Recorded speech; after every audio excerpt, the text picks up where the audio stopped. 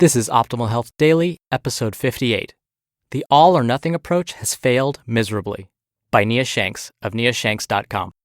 Get ready to maximize your potential with Optimal Health Daily, the podcast that brings you the best content in health, fitness, and nutrition 5 days a week. Your optimal life awaits. Now here's your host, Dr. Neil Malik. Hello, friend, and welcome to Optimal Health Daily. I'm Dr. Neil Malik, your narrator of blogs covering health and fitness. I read to you from many of the most popular blogs out there, with author permission, of course.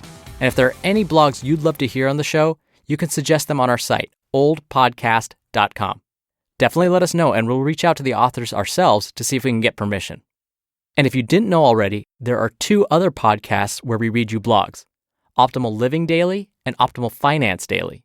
So if you like the premise of this show, definitely check those out too.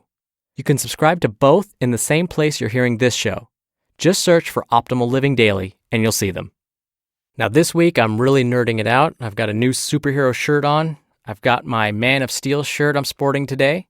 And tomorrow, to even it out, I'll probably wear a different Marvel shirt. All right, here's today's inspiring quote. Even if you're on the right track, you'll get run over if you just sit there. Will Rogers. All right, let's get this going and start optimizing your life. The All or Nothing Approach Has Failed Miserably, by Nia Shanks of niashanks.com. Another myth that's detrimental to health and fitness is the, quote, all or nothing mentality. You have to go all in if you want to achieve great results. You do everything correctly, or you might as well not even try. You either stay on that diet and make sure every meal is perfect, or you screwed up because you ate a cupcake and go back to previous habits. All or nothing. There are limitless examples of the failure of the all or nothing approach. Remember the teacher who lost 56 pounds eating nothing but McDonald's for 6 months? During this experiment, guided by a few basic rules, for example, limit calories to 2,000 per day, track 15 nutrients to meet the standards of the FDA, he managed to lose 56 pounds while lowering his cholesterol and triglycerides from 249 to 170 and 156 to 80, respectively. Despite the fact that this man's health was improved from this experiment, and no, he didn't do it to proclaim eating fast food for every meal is ideal or recommended, many stood up and shouted, "This is wrong," and "Can you imagine the results he would have achieved if he ate real unprocessed food instead?" These are the chants of the all or nothing crowd.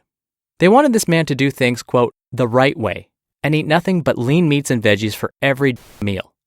He wasn't going all in by their standards, so his effort wasn't good enough. You cannot deny that this man is better off as a result of his experiment.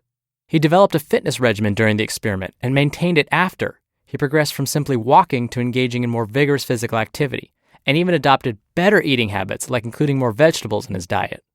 This all or nothing approach that many demanded he take, quote, don't eat McDonald's, eat real food, otherwise this entire thing is pointless, is part of the mind-boggling bullshit of health and fitness.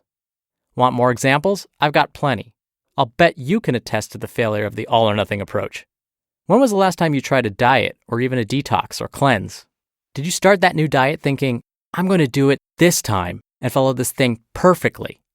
For a few days or maybe even a week, you followed the rules without deviation. But then it was someone's birthday or a special occasion, a holiday, or your work catered lunch at the office, and you ate something you, quote, weren't supposed to because it was off limits from your diet. I screwed up was likely the thought you had because you broke the rules of your diet. That one, quote, bad meal then turned into an entire day of bad eating because you rationalized that you already screwed up and ruined the day. So what difference does it make if you continue making bad choices? You'll start over again tomorrow. And the vicious cycle continues. You start back with determination, but inevitably, something again will derail your efforts. It's either all or nothing. You follow the diet perfectly, or you abandon it. Too often people fail when they embrace the all or nothing approach with nutrition and working out, or rather, the all or nothing approach has failed them. Look to the New Year's resolution crowd to echo the truth of the failure from an all or nothing mindset. Most people radically change their eating and workout habits on January 1st. They completely change how they eat, and they say they're going to work out 5 days per week.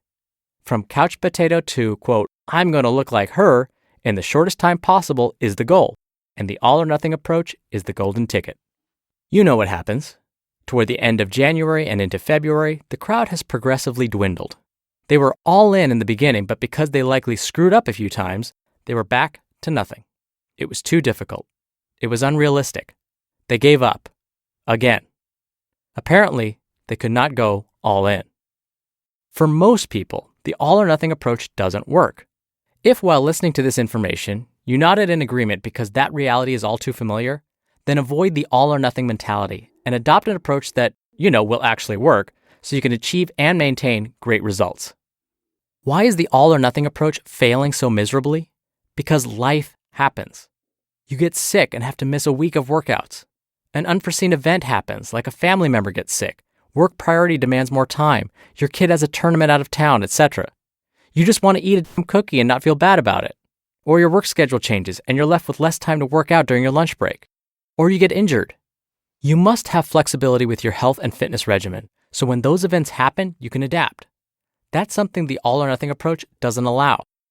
If you want to achieve and maintain results, you must be able to adapt to the situation or new circumstances. Health and fitness, after all, needs to be a lifelong journey, not a quick fix solution for looking good in a swimsuit. For that to happen, what you do must fit into your life and not demand you revolve your life around it. The all or nothing approach has failed too many times for too many people to be considered the go-to option. Focus instead on doing the right things as often as possible and adapt when you have to, instead of giving up completely. Stick to the proven basics of nutrition and strength training. They allow for flexibility, reduce unnecessary stress caused by rigid diets and programs, and are sustainable. You just listened to the post titled, "The All or Nothing Approach Has Failed Miserably" by Nia Shanks of niashanks.com. When I first read this post, I was like, keep preaching, girl, because this was gold. This advice is perfect. If you recall, a few weeks back, my cat bit me and caused a systemic infection in my body, so I was on antibiotics for a solid week, and I felt pretty ill on those things. What ended up happening was I missed a full 2 weeks of working out in the gym. And for me, that is a long, long time. It felt like forever. So when I got back in the gym, which took a lot of motivation, it wasn't easy. I was exhausted just doing the warm-up. If I had followed this all or nothing approach, I would have given up right then and there. But I had to remember, look, you've been sick. Give yourself some time. You're going to be back to normal. Just a little bit at a time will be okay. As long as you're moving in the right direction, it'll come back. So I've definitely experienced this myself. And that's why this post hit home with me. Just a little reminder, if you like this show, you'll definitely love the other 2 podcasts in our family. And literally, it's a family. My brother actually hosts Optimal Living Daily. And then we also have Optimal Finance Daily. They're similar in that they read to you from popular blogs, but Optimal Living Daily focuses on habit building, productivity, minimalism, and personal development. Optimal Finance Daily covers personal finance blogs. We'd love it if you show some support to those shows too. You can simply search for them in the same place you're hearing this podcast. I'll be back tomorrow with a post from Zen Habits, so I'll see you there where your optimal life awaits. Hello, Life Optimizer. This is Justin Malik, creator and producer of this show and Optimal Living Daily, the brother podcast of this one. Literally, I'm Dr. Neil's brother.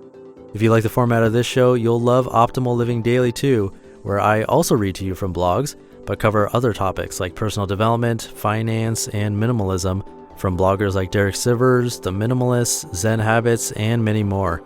So for more amazing content read to you for free, come subscribe to Optimal Living Daily too, and together we'll optimize your life. You've been listening to Optimal Health Daily. Be sure to hit the subscribe button to stay up to date on each new episode, and head to oldpodcast.com. That's oldpodcast.com for a free gift, as well as more actionable tips and resources to help you maximize your potential.